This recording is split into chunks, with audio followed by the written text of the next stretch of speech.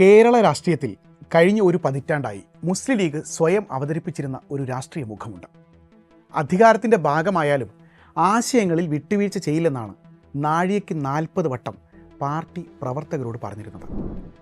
എന്നാൽ ഇന്ന് അതത്ര ആത്മവിശ്വാസത്തോടെ പറയാൻ ലീഗിനാവില്ലെന്നതാണ് സത്യം. സംസ്ഥാനം ഭരിക്കുന്ന UDF സർക്കാരിലെ രണ്ടാമത്തെ വലിയ കക്ഷിയാണ് മുസ്ലിം ലീഗ്. അധികാരത്തിൻ്റെ ഭാഗമായി മാറിയപ്പോൾ സ്വന്തം പ്രഖ്യാപിത നിലപാടുകളിൽ നിന്ന് പിന്നോട്ടാണോ പോകുന്നത്? പ്രതിപക്ഷത്തായിരുന്നപ്പോൾ ശക്തമായി എതിർത്ത പല വിഷയങ്ങളിലും ഇന്ന് സർക്കാർ തീരുമാനത്തെ പിന്തുണയ്ക്കുകയോ ന്യായീകരിക്കുകയോ ചെയ്യുന്ന സാഹചര്യമാണ് ഉണ്ടായിരിക്കുന്നത്. ഇത് വെറും പ്രതിപക്ഷത്തിൻ്റെ രാഷ്ട്രീയ ആരോപണമാണോ, അതോ ലീഗിനകത്തും അനുഭാവികൾക്കിടയിലും ഉയരുന്ന യഥാർത്ഥ ആശങ്കയാണോ? ന്യൂസ് കിച്ചണിലേക്ക് സ്വാഗതം. ഏറ്റവും വലിയ വിവാദം PM ശ്രീ പദ്ധതി. ദേശീയ വിദ്യാഭ്യാസ നയത്തിലേക്കുള്ള വഴിയാണിതെന്നും വിദ്യാഭ്യാസത്തിൻ്റെ കാവ്യവൽക്കരണത്തിനിടയാക്കുമെന്നും പറഞ്ഞ് പദ്ധതിയെ പല്ലും നഖവും ഉപയോഗിച്ച് എതിർത്തത് മുസ്ലിം ലീഗായിരുന്നു. പ്രതിപക്ഷത്തായിരുന്നപ്പോൾ നേതാക്കൾ നടത്തിയ പ്രസംഗങ്ങൾ ഇപ്പോഴും സമൂഹ മാധ്യമങ്ങളിൽ വൈറലാണ്.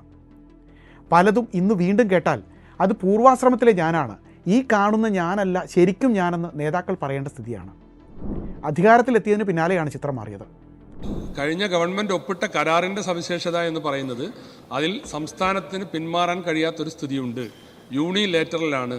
പിന്മാറാനുള്ള അവകാശം കേന്ദ്രത്തിന് മാത്രം നിക്ഷിപ്തമായി കൊടുത്തിരിക്കുകയാണ്. ഒപ്പിടാത്തതിൻ്റെ പേരിൽ 2000-ഓളം കോടി രൂപ സംസ്ഥാനത്തിന് നഷ്ടമാകുന്ന ഒരു സ്ഥിതിയുണ്ട്. പദ്ധതി നടപ്പിലാക്കാനുള്ള സർക്കാർ നീക്കത്തെ പ്രതിരോധിക്കുന്നത് അത്ര എളുപ്പമല്ലെന്ന് ലീഗ് മനസ്സിലാക്കിയിരിക്കാം. PM ശ്രീയെ കേരള ശ്രീയാക്കി കളത്തിലിറക്കാനാണ് സർക്കാരിൻ്റെ തീരുമാനം. മുൻ സർക്കാർ ഒപ്പിട്ടതുകൊണ്ട് മാറാനാവില്ലെന്നാണ് വിദ്യാഭ്യാസ മന്ത്രി N ശംസുദ്ദീൻ അടക്കമുള്ളവർ ന്യായീകരിച്ചത്.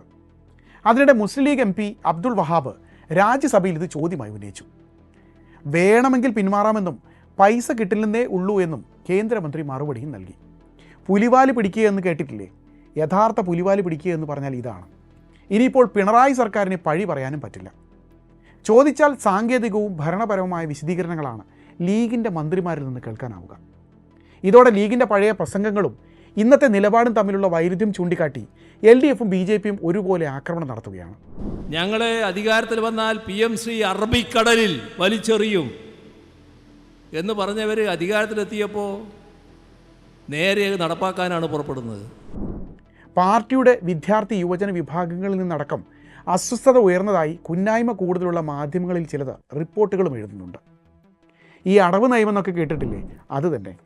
PM ശ്രീയൊക്കെ പ്രതിപക്ഷത്തിരിക്കുമ്പോൾ മാത്രം പറയാനുള്ള രാഷ്ട്രീയ ആരോപണങ്ങൾ മാത്രമാണെന്ന തിരിച്ചറിവിലാണോ ലീഗ്? ഈ വീര്യം കുറഞ്ഞ വിഷം, തീവ്രത കുറഞ്ഞ പീഡനം എന്നൊക്കെ കേട്ടിട്ടില്ലേ? അതുപോലെയാണ് സർക്കാരുകൾ വീര്യം കുറഞ്ഞ മദ്യം വിഭാവന ചെയ്തത്. ഈ സർക്കാർ മാത്രമല്ല കേട്ടോ, അതിൽ മുൻ സർക്കാരിനും പങ്കുണ്ട്. വീര്യം കുറഞ്ഞ മദ്യത്തിന് നികുതി ഇളവ്. ലീഗിൻ്റെ പ്രഖ്യാപിത നിലപാട് വ്യക്തമായിരുന്നു. മദ്യം അതിന് എങ്ങനെയാണെങ്കിലും തുറന്നെതിർക്കുന്നു എന്നാണ് നിലപാട്. എന്നാൽ മന്ത്രിസഭാ തീരുമാനം വന്നപ്പോൾ മന്ത്രി KM ഷാജി പറഞ്ഞത് മറ്റൊന്നായിരുന്നു. ഞങ്ങൾക്ക് എതിർപ്പുണ്ട്, പക്ഷേ മന്ത്രിസഭയുടെ കൂട്ടായ തീരുമാനത്തെ പിന്തുണയ്ക്കും. ഇതിൻ്റെ പേരിൽ സഖ്യത്തിൽ പ്രശ്നമുണ്ടാക്കില്ല എന്നായിരുന്നു അദ്ദേഹത്തിൻ്റെ പ്രതികരണം. എങ്ങനെയാണ്, ഏത് തരത്തിലാണ് മുന്നോട്ട് പോകുന്നത്? അതിനപ്പുറത്തൊരു പ്രത്യേകിച്ചൊരു നിലപാട് ആ മന്ത്രിസഭയിൽ അംഗമെന്നുള്ള നിലയ്ക്ക് എനിക്ക് പ്രത്യേകിച്ച് ഒന്നും പറയാനില്ല. മതമാണ് പ്രശ്നമെന്ന് ഗർജിച്ച ആളെ കൊണ്ട് മദ്യം പോലും പ്രശ്നമല്ലെന്ന് പറയിച്ചോ?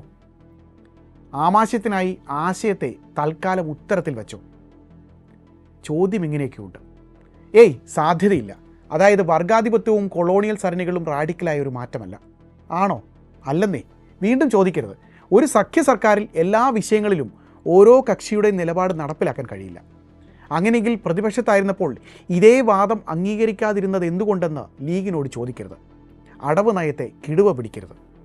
UDFുമായി ചോദിച്ചത് UDFിനകത്ത് ഞങ്ങളോട് ചോദിച്ചില്ലെന്നോ ഞങ്ങളോട് പറഞ്ഞില്ല എന്നുള്ള പരാതി UDFിൽ ആർക്കും ഒരു ഘടകകക്ഷിയും ഇതുവരെ പറഞ്ഞിട്ടില്ല. ആകപ്പാട് ആരോപണങ്ങളിൽ വലഞ്ഞിരിക്കുന്ന സമയമാണ്. അതിനിടെയാണ് കേരളത്തിൽ DGP നിയമനം നടക്കുന്നത്.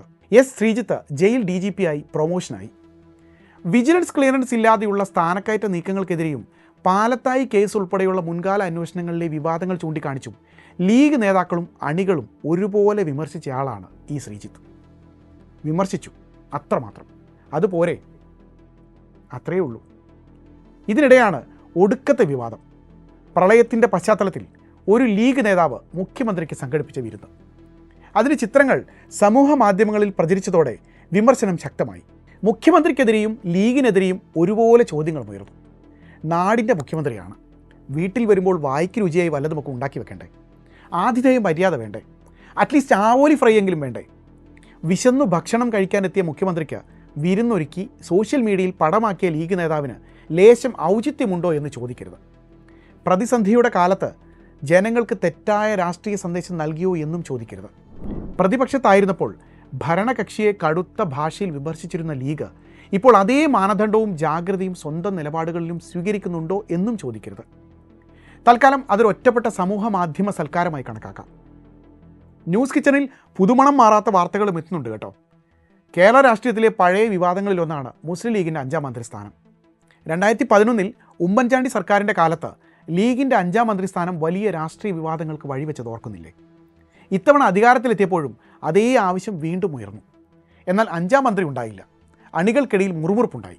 ഒടുക്കം MK മുനീറിന് ക്യാബിനറ്റ് പദവിയുള്ള ഭരണപരിഷ്കാര കമ്മീഷൻ ചെയർമാൻ സ്ഥാനം നൽകാൻ ധാരണയായെന്ന വാർത്തകളാണ് പുറത്തു വരുന്നത്. കമ്പനി കോർപ്പറേഷൻ മുതൽ പഞ്ചായത്ത് പീടിക വരെ ഇനിയും പങ്കിട്ട് നൽകാത്തതിൽ ഒട്ടൊന്നുമല്ല UDFൽ അമർഷം പുകയുന്നത്. അതിനിടയ്ക്ക് ലീഗിൻ്റെ ഭരണപരിഷ്കാര കമ്മീഷൻ എന്നൊക്കെ കേൾക്കുമ്പോൾ ഒരു ആശ്വാസമാണ്.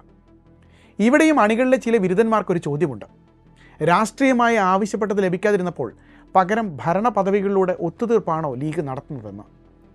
അല്ലെങ്കിൽ സഖ്യസ്ഥിരതയ്ക്ക് വേണ്ടി ബോധപൂർവമായ വിട്ടുവീഴ്ചയാണോ ലീഗിൻ്റെ ഭാഗത്തു നിന്ന് ഉണ്ടാകുന്നതെന്ന്?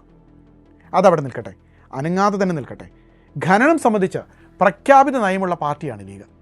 ഖനനത്തെയും മേഖലയിലെ സ്വകാര്യവൽക്കരണ നീക്കങ്ങളെയും എതിർക്കുന്നവർ. റെയർ എർത്ത് ക്രിട്ടിക്കൽ മിനറൽ കോറിഡോറുമായി മുന്നോട്ട് പോവുകയാണ് സതീശൻ സർക്കാർ. ലീഗിൻ്റെ ആ നയത്തിനും അത്യാവശ്യം നല്ല തട്ട് കിട്ടിയിട്ടുണ്ട്. ഇരുട്ടത്ത് കിട്ടിയ അടി വെളിച്ചത്ത് പറയരുതെന്നാണ്. അടി കൊണ്ടതിൻ്റെ നാണക്കേട് മാത്രമാണ് ബാക്കിയാവുക. മന്ത്രിസഭയിൽ PK കുഞ്ഞാലിക്കുട്ടി മുഖ്യമന്ത്രിയുടെ നിലപാടിനെ പിന്തുണച്ചുവെന്ന റിപ്പോർട്ടുകളും ശ്രദ്ധേയമാണ്.